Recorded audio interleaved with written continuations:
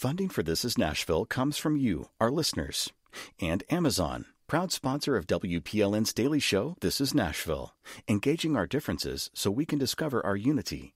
More on Amazon's community work at aboutamazon.com. I'm Khalil A. Colonna, and this is Nashville.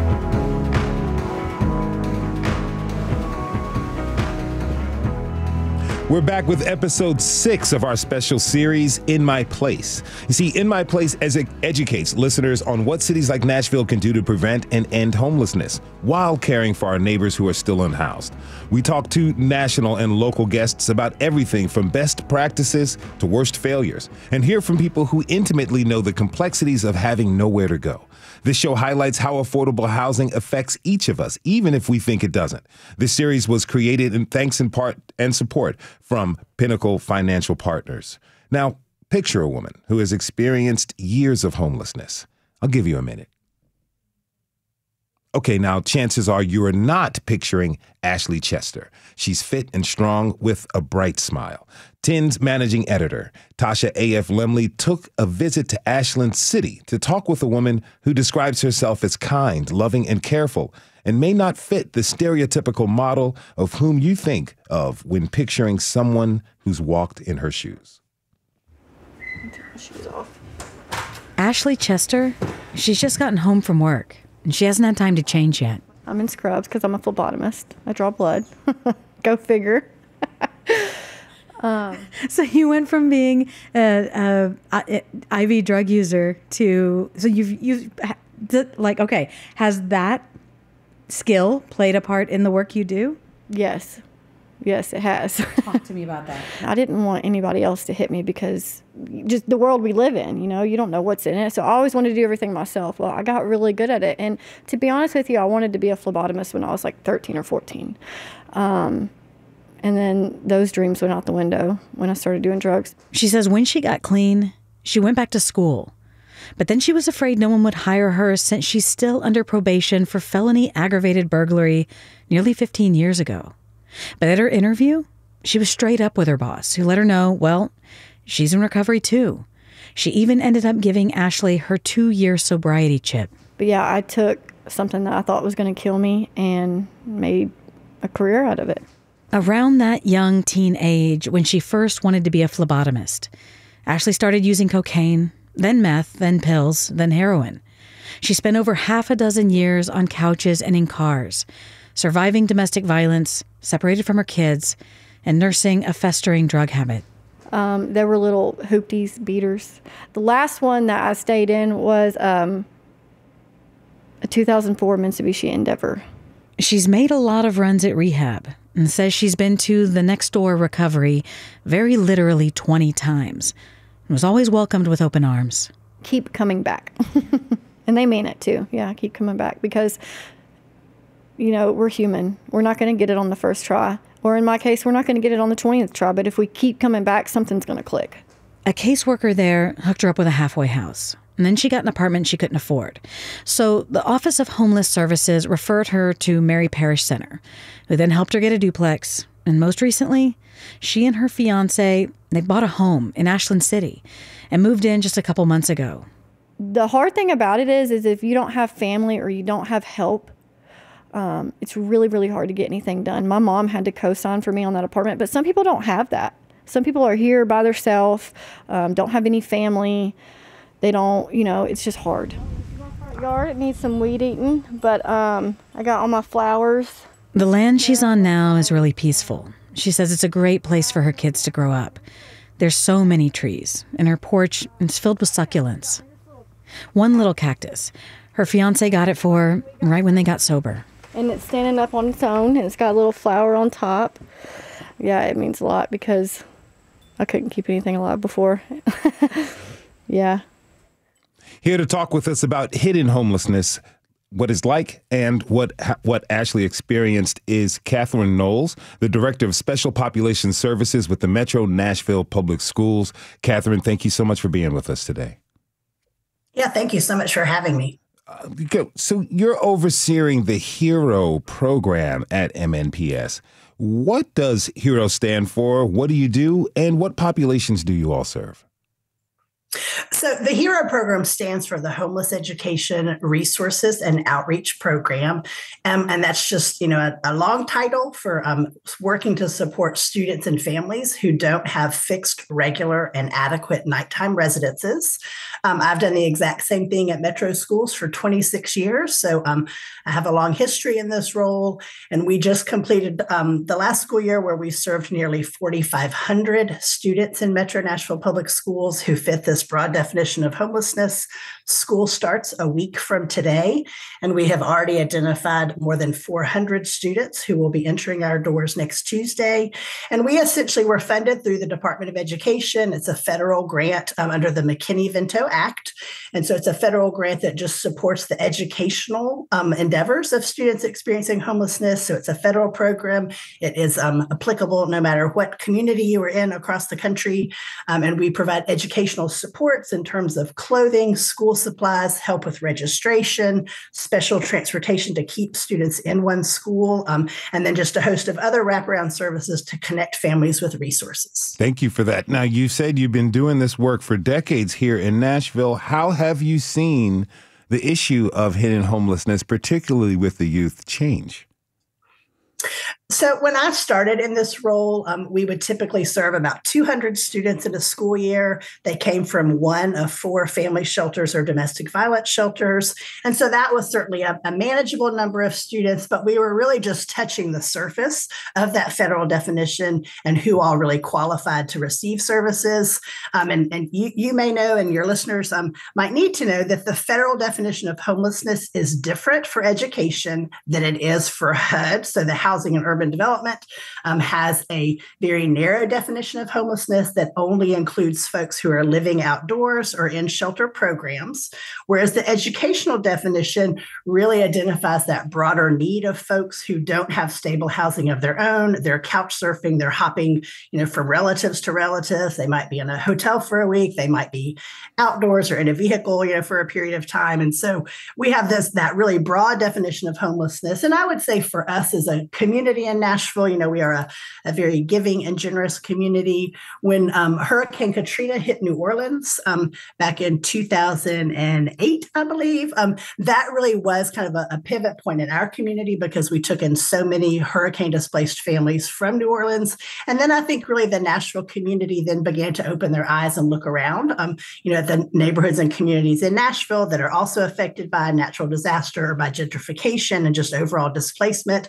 And so we've worked really hard to be sure that we are identifying everyone who does fit that broad definition. It's certainly a challenge for school districts across the country. Many families are reluctant to make their housing challenges known to school staff, for fear of a variety of different outcomes. And so we work really hard, but it truly is why families are that hidden face of homelessness, because resources are limited and people are very fearful of, sharing their struggles, at the risk of possibly losing their children. You talked about the Department of Education's broad definition of homelessness, and as it opposes, and it's quite different from what HUD, Housing Urban Development, uses. Tell us a little bit of what life can look like for a student who is in the situation of being hiddenly homeless. So in Davidson County and really across the country, school districts are identifying their largest percentage of students experiencing homelessness as those who are living in doubled up situations. And so that's people who have lost housing for a variety of reasons. They're temporarily staying with a friend or a relative, who has opened up their home and said, sure, you can stay here till you get back on your feet. And just with, the housing conditions as they are in Nashville across the country, people are unhoused and have greater difficulty getting back into housing of their own following an eviction or a natural disaster. And so I would say the majority of students we serve, they just kind of bounce from place to place. I describe it as it can be a pretty, nomadic lifestyle, and you're, packing up a duffel bag or a pillowcase and staying with this relative and then moving to another relative, certainly, maybe trying the shelter system if there is space and if that's something that a family feels comfortable doing. We have families who are in and out of weekly rental rental motels, as they're working and have the money to pay for those hotel stays. But I think it would surprise most Nashvilleians, I think, to know how many children really are unstably housed or are in a different place every, couple of weeks or every couple of nights. And then, through the educational lens, just really what we can do to provide that school stability piece and helping students have stability in school and in education, even if they lack that in their housing situation. The data you provide is for the entire school year, right? Yes, we served 4,500 students last school year. And then, as I said, we have over 400 already identified for the year that starts next Tuesday. Tell me this, how has the pandemic impacted this situation for students and their families?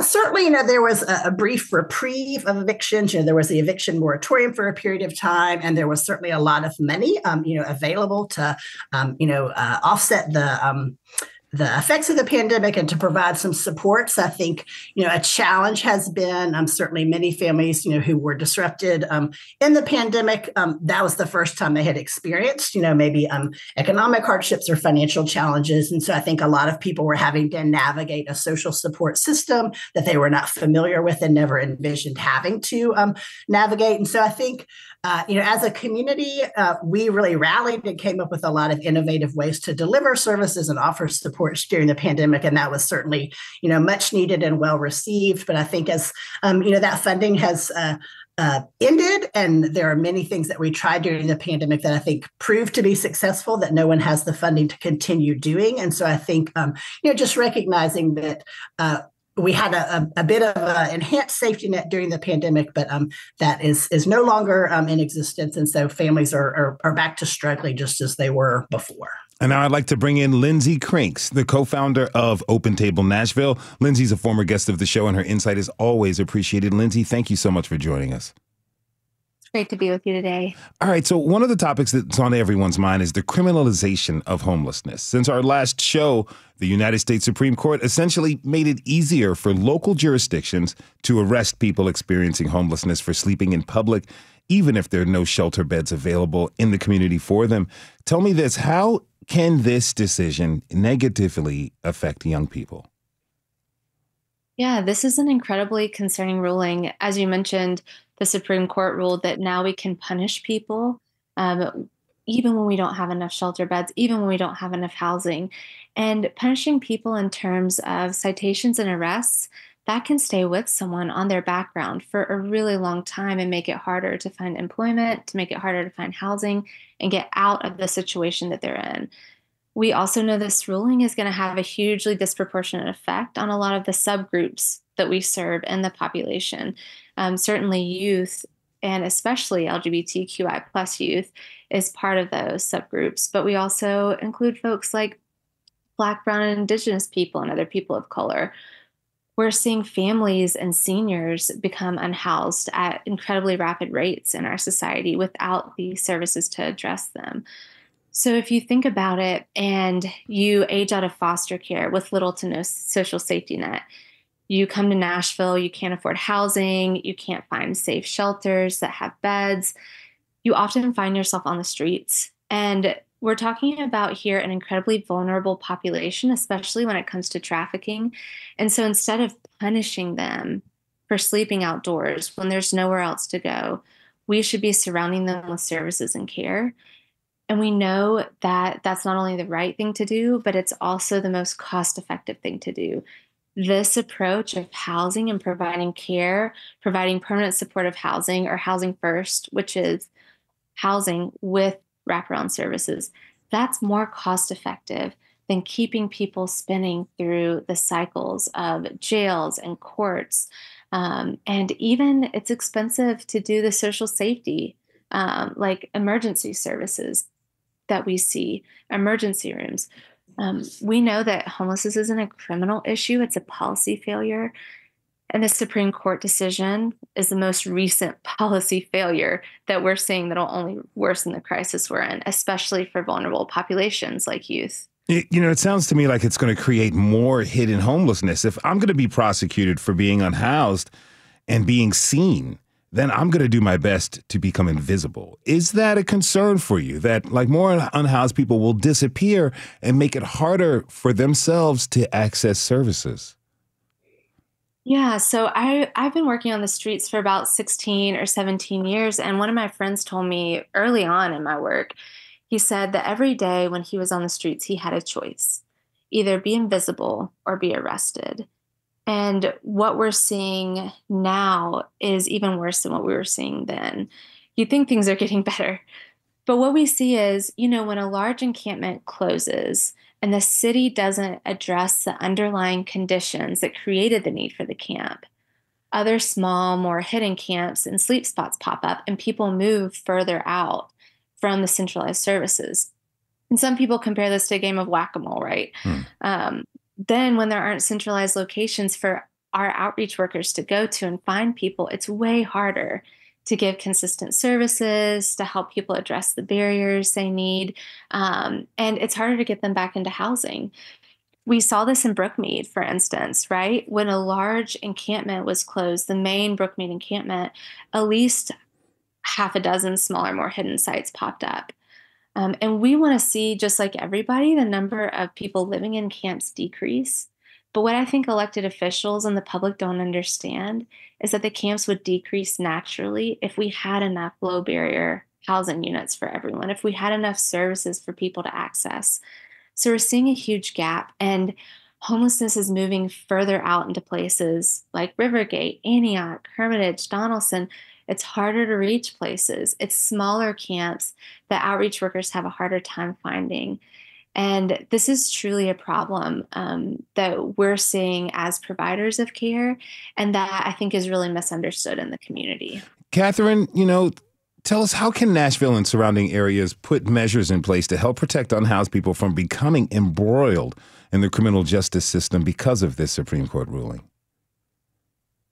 Well, I think to Lindsay's point, the biggest thing we need a greater inventory of affordable, low barrier housing for families, for singles, for veterans, for everybody.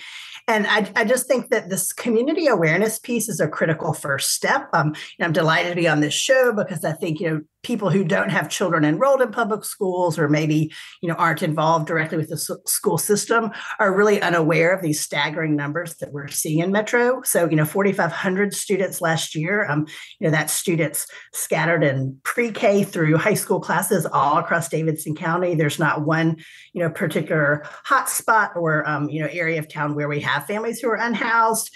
And I just think it's a real education piece in terms of, the direct remedy for homelessness is housing. And we've got to have more affordable housing. And I think it really is a community issue, a community problem, a community challenge, that it's not going to be nonprofits alone. It's not going to be Metro government alone. It really is all hands on deck to really address this really critical need, particularly for our children and families, but also for the elderly population and veterans and all those others who are out on the streets. Now, before we let you go, Lindsay, you had a friend pass away this week, Madge Johnson. She was also a friend of this city, particularly unhoused people. You described her on Facebook in a Facebook post as a comforter, encourager, foot washer, emoji queen, holy hellraiser. My condolences to you and your community. Tell us about Madge as we go to break. Madge has been a rock in my life since 2008 when I met her. She knew homelessness. She knew substance use. She knew so many struggles, and she came out of them. She knew cancer. She was a cancer survivor. And she was the most incredibly tender and gentle person who was tender enough to wash feet, tender enough to show up week after week at the living room, tender enough to be one of our first board members while we were figuring things out at Open Table Nashville. We're always still figuring things out. But she never missed an annual homeless memorial. But she was also fierce enough to be one of the early members of the Nashville Homeless Power Project. She was a teacher to me and to so many others, and what it takes to consistently show up and advocate for people. She once taught me, when we were washing feet together, how to care for people who are in the throes of grief. We were washing feet and we there's a man who came and just started bawling when I was washing his feet.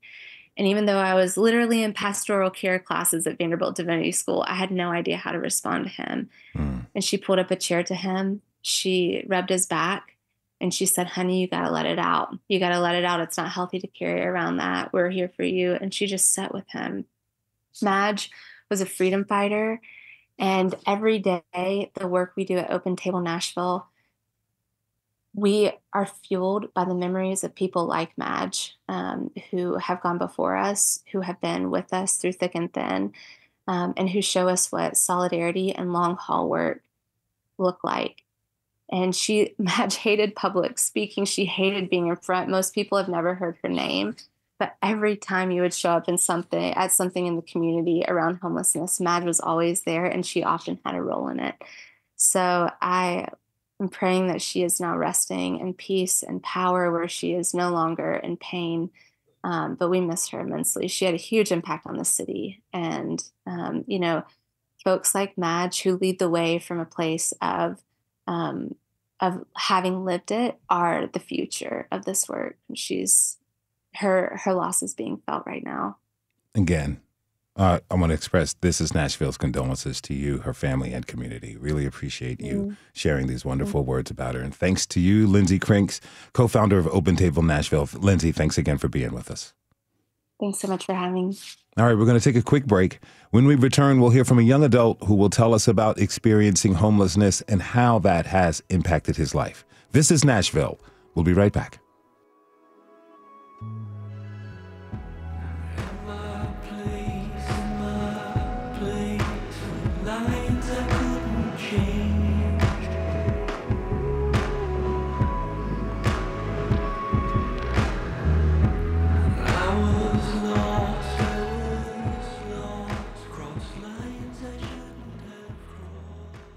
Funding for This Is Nashville comes from you, our listeners, and Music City Prep Clinic, Nashville-based provider for PrEP, and offering comprehensive sexual health services in an environment designed to be safe, professional, and shame-free.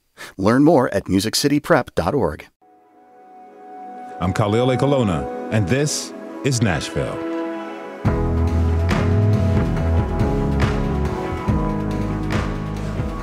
Today we're talking about hidden homelessness. What does it look like? It's crashing on sofas, sleeping on floors, or in a car.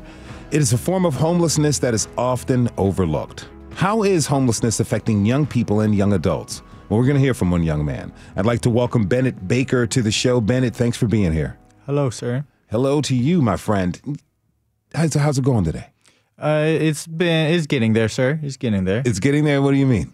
Every day starts with a slow day. You get, well, for me, in my case, I get up and still got to look for jobs, Every day, even on Indeed, our resources around downtown, fast foods only can sometimes supply only 2 days of work.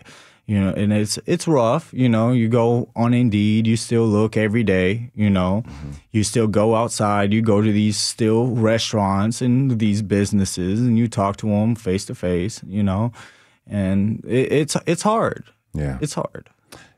How old were you when you first became homeless? I was 18. 18. Can you describe the situation to us? In my case, I know I was, I thought I had everything. I thought I was smart.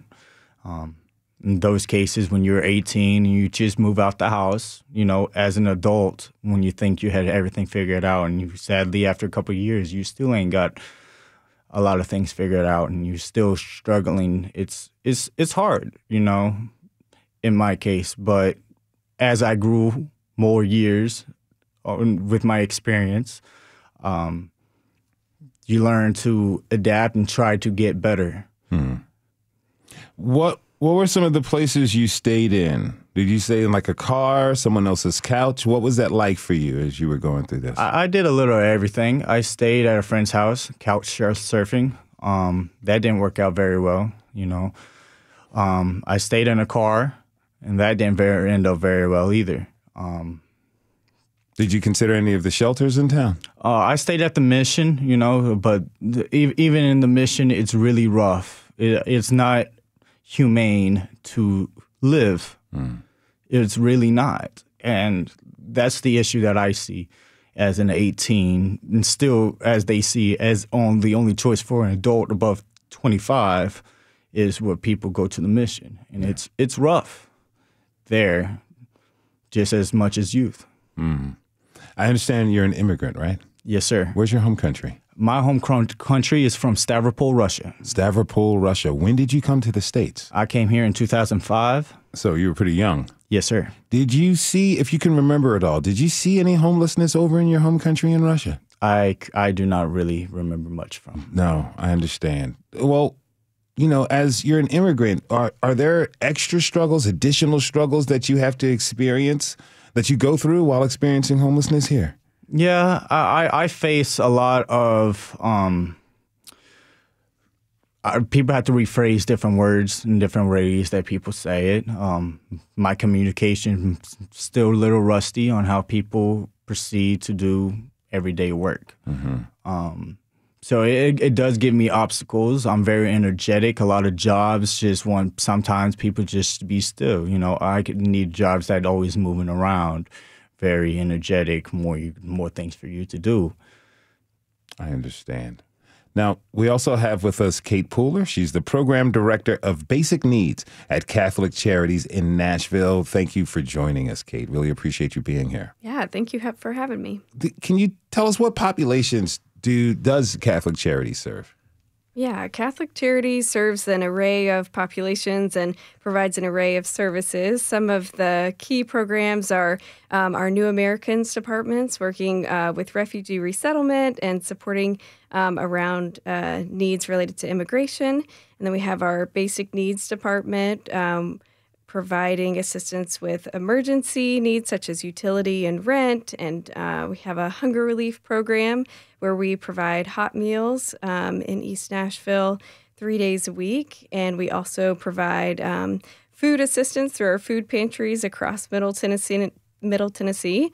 And then we have clinical services and county expansion where we are able to provide some of those wraparound supports. That is a lot of services you all have. What's the staff size like? Yeah, it's around 140 right now. Okay. Now, tell me this. How do you identify families who are like doubled up or living in motels and need help? Do they come to you? Do you go out and find them? There's a little bit of both. Yeah, it's a little bit of both.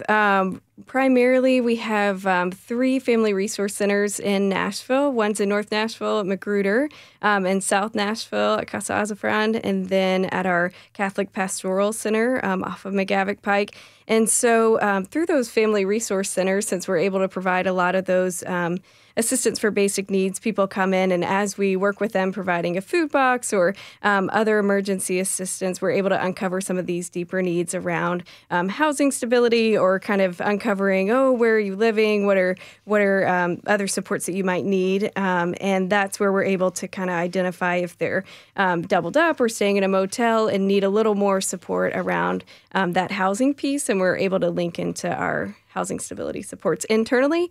And then we also have a lot of partnerships in the city. Catherine Knowles spoke earlier. And so through Metro Schools, through that HERO program, we receive referrals. And through the Music City Community Court, Judge Rachel Bell's court, we receive a lot of referrals in people who have housing but are at risk of eviction. We're able to support in that area, as well as people calling in to Catholic Charities or reaching out through the website. So you really have a network across the city that, we do, it really helps. People can get a hold of you if they're in need, but you also are searching for folks at the same time. Absolutely. Okay, so, over the course of this series, we've spoken to a lot of experts, so many experts, about the solution to homelessness, which is not, only low-income affordable housing, but I think it's like access to that housing as well. What are some of the biggest barriers you see that families have to overcome when they're trying to find stable housing? Absolutely. Yeah. I'm glad that was touched on earlier in this episode, too, as we see one key piece to accessing housing that's well acknowledged is income, but some other barriers that people might not realize are prior evictions or past arrearages owed for those evictions. That comes as a barrier to accessing housing. Criminal history, which Lindsay touched on, about if they individuals or families are getting these citations or arrests, that's going to be on their history and be a barrier to accessing housing, along with credit score.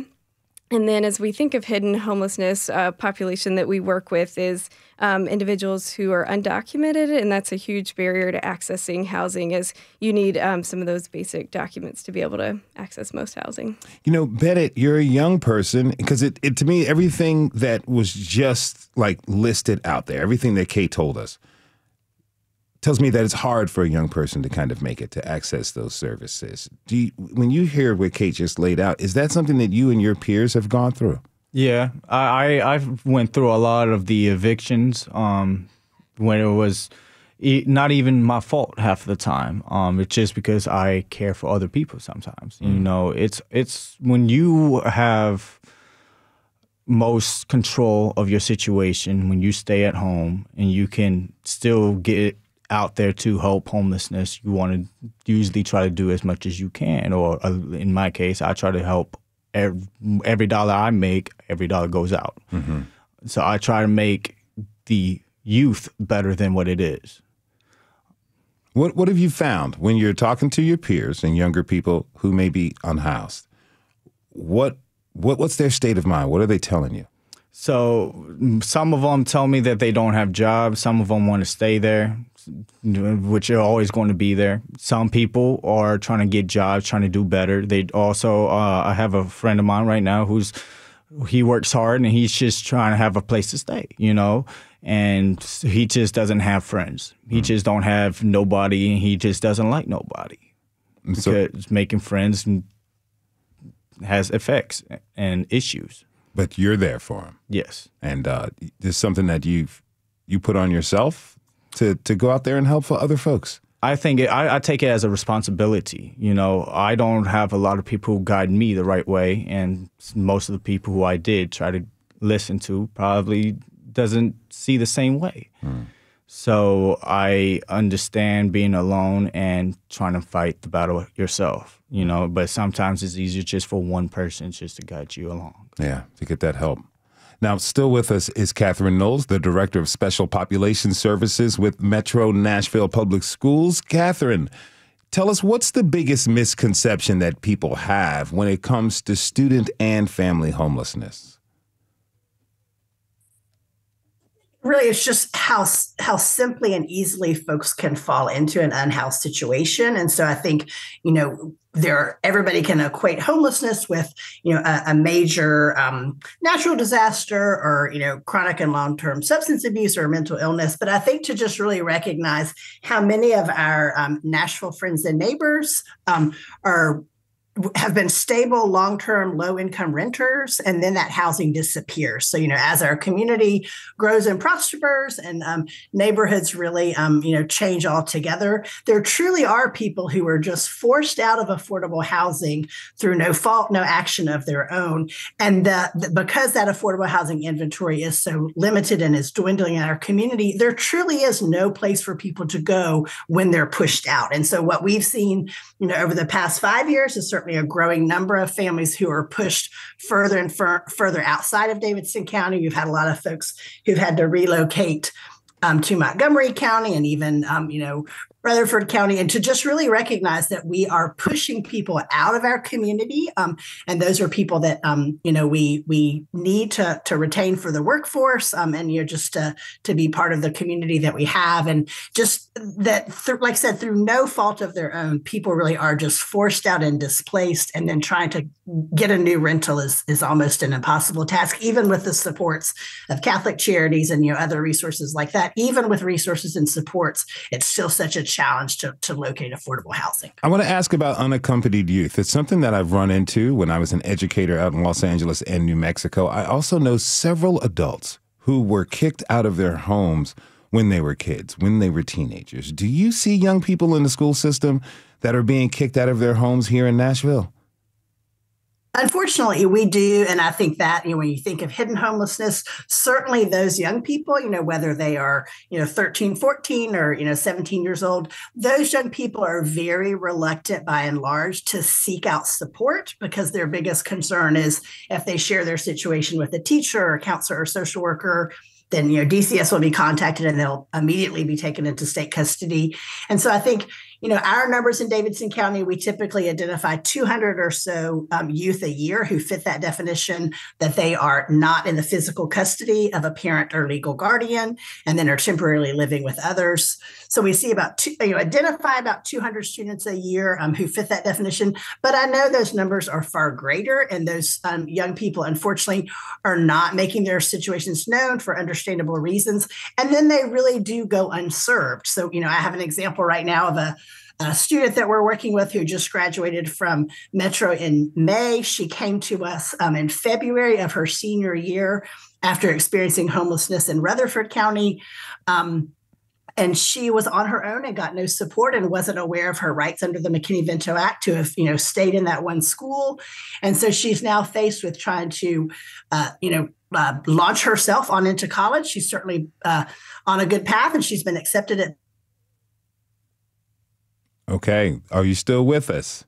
Catherine is not with us, but if you're just tuning in, this is Nashville, and I'm your host, Khalil Ekalona. This hour is episode 6 of our special series, In My Place. We do it with help from Pinnacle Financial Partners. Today, we're taking a look at hidden homelessness. My guests are Bennett Baker, Kate Pooler, and if we can get her back on Zoom, Catherine Knowles. Now, Kate, at Catholic Charities, do you all get a lot of young people who have been kicked out of their homes who are essentially on their own? We do support young people, and we primarily work with housing stability for families, but we do see young families, and some of those have been kicked out of their homes, and some we do see where they were prior clients as a child, and their parents or parent was experiencing homelessness, and now they're coming back 3 or 4 years later, and they have children of their own, and they're their own household who are coming back and experiencing homelessness, and we're able to support them in that way. Now, Bennett, you mentioned a little bit about, you got up, the first thing I asked you is how you're doing. You said you got up, you looked at LinkedIn to find jobs. You said something interesting, working fast food, but you're only getting 2 jobs, 2 shifts a week. What is the job situation like for you right now? And you're trying to find employment. So a lot of them, when I go and I do Indeed or I go in person, I usually like to talk to the manager, the one hiring manager, so I know straight, oh, you're the one who's supposed to hire me if I get hired. So I don't have no miscommunication on a lot of, and I can get straight answers for what I need. In my case, no more than 2 days ago, I went to Taco Bell. I have 3 interviews for Taco Bell's. I understand that it's rough, Sometimes they just can't do it, or if it's slow, it's not enough profit, It's rough waking up and still knowing that those are going to be still there, or you can walk around your house and no job's just able to take you right now. It's rough. How hard is it for young folks out there to try to make money to afford an apartment? So my rent's a lot, and knowing that I have one coming is a lot. Yeah. I mean, I'm about to say, you mentioned it, but you are in October, early October. You're expecting your first child. What type of thoughts are going through your mind? I'm really nervous. This is the first child that I will have, and I hope it's raised different than how I was raised. Mm-hmm. Now, Catherine, are you still with us? I'm back. Oh, Catherine is back. Okay. Tell me this briefly, what are some of the populations we really haven't spoken about yet that you would also consider hidden? And, do you think we as a city have a good enough handle on how many households we're talking about when it comes to hidden homelessness? I feel like there's too much shame and embarrassment and fear around families and individuals really seeking the help and supports that they need. Oftentimes that's because people have reached out in the past and they've not been successful in getting help. Navigating the resources in our community is a real challenge. And that's heartbreaking for me because we have great resources and lots of generous folks in our community, but being able to make that connection successfully for those who need assistance and support to those who have it to give continues to be a challenge. think if you think about transportation barriers and even just documents and paperwork, Kate talked about undocumented folks who might not be able to get certain documents, but we have hundreds and hundreds of families who simply have moved, too often, or they've had house fires or natural disasters, and they've lost their identity papers. They don't have a birth certificate. They don't have a social security card.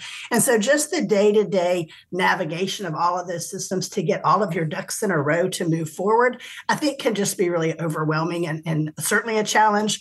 And what I was saying earlier is I do think unaccompanied homeless youth are so afraid to seek support and resources. And, that's tragic because there are programs out there to support them, but they just don't ever get successfully connected with those supports. All right, Kate, what can our listeners do to help?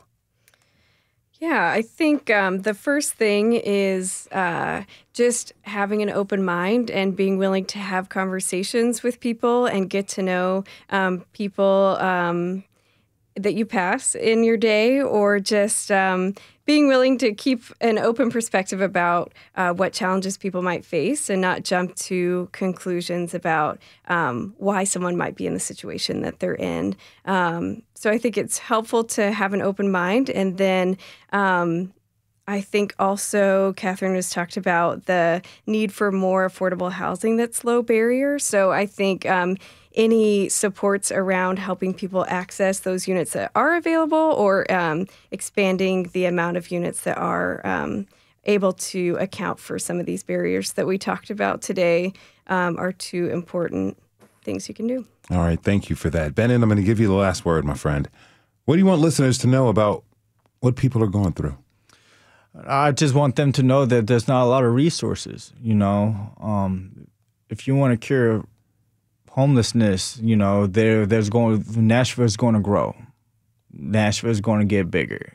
Jobs going to be on a boom, but living in Nashville will be a little rough. Resources outside of Nashville sometimes might be good, Sometimes, I don't know, real estate, or some for, if real estate people wanted something, or campers, I get a lot of people with homelessness make enough money. They just don't want to pay that $1,100 a month.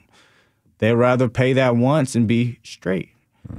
I understand. I want to thank you so much for being here. Thank my guests, Bennett Baker, Kate Pooler. She's with the Catholic Charities Diocese of Nashville, and Catherine Knowles with Nashville Metro Public Schools. Again, thanks to you all for being with us. Thank you. Thank you. Okay, we're going to take one last break. When we come back, we'll talk to one of the developers and producers of the series In My Place to hear what they think of what's been shared during our conversation. You can always join the conversation by tweeting us at This Is Nashville. We'll be right back.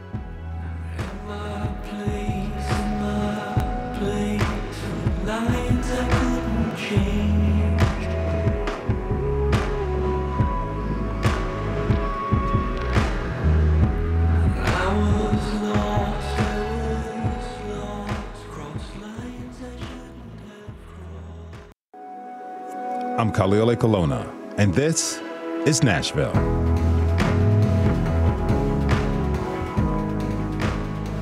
Welcome back to episode 6 of our special series, In My Place. Now, if you've listened to the episodes before, you know that at the end of the show, we have a commentator who talks about the discussion. Today, we had planned to have commentator Deirdre Childress with us at the end of today's show.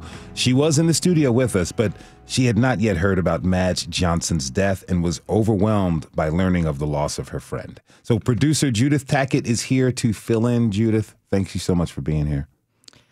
Thank you. And I wanted to also thank everybody here at the station. Thank Lindsay for coming on and recognizing the impact that somebody like Madge has on this community.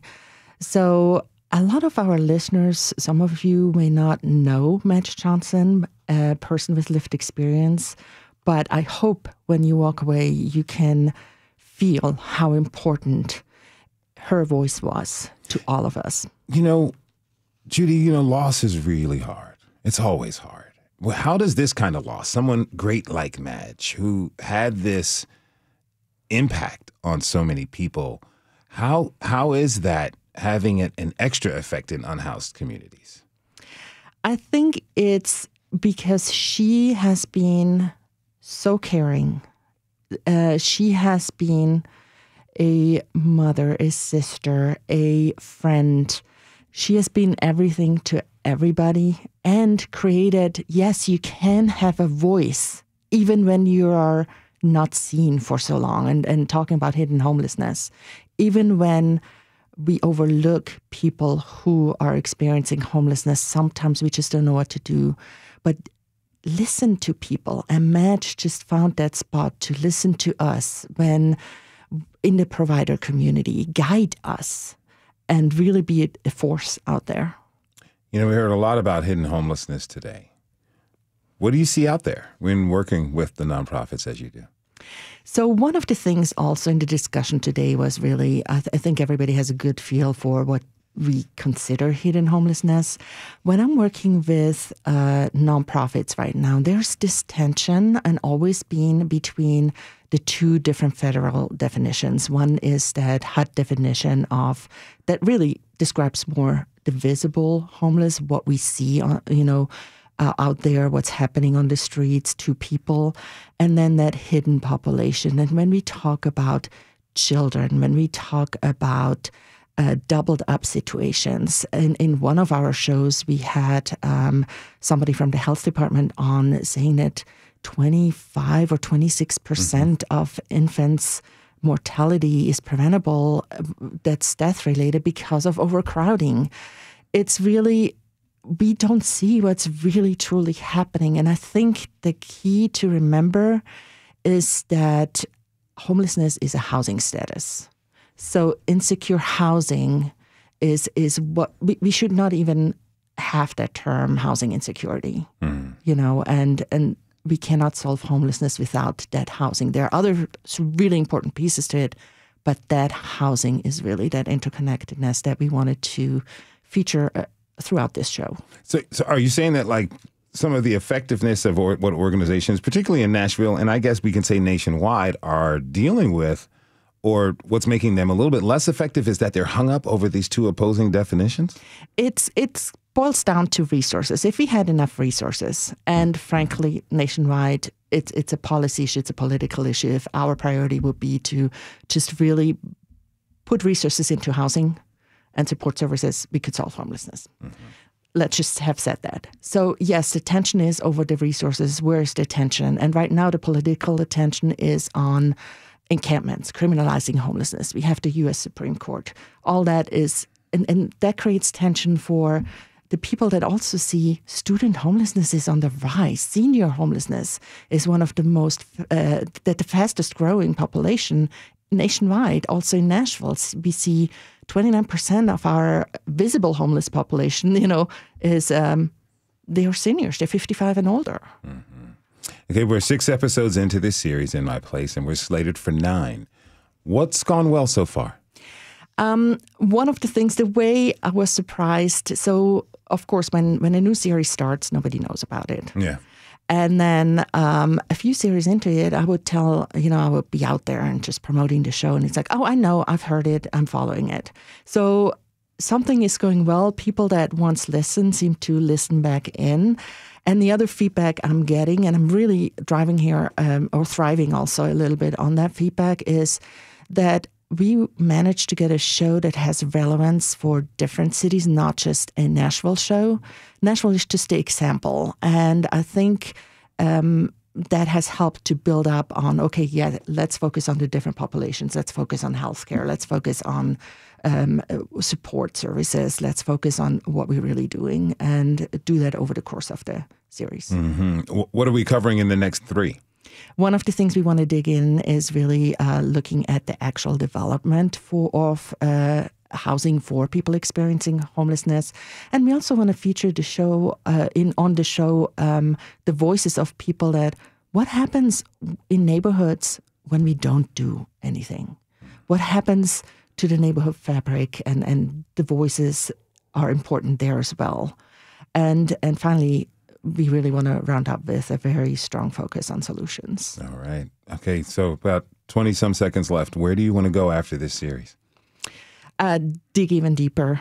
really following and going back to that voice, following people like Madge and elevate their voice even more. I want to thank you so much. Judith Tackett is one of the producers for the series here in My Place. Now, before we go, just want to let you know, this Saturday, Metro Social Services is giving away free backpacks and school supplies. Yes, school is just around the corner.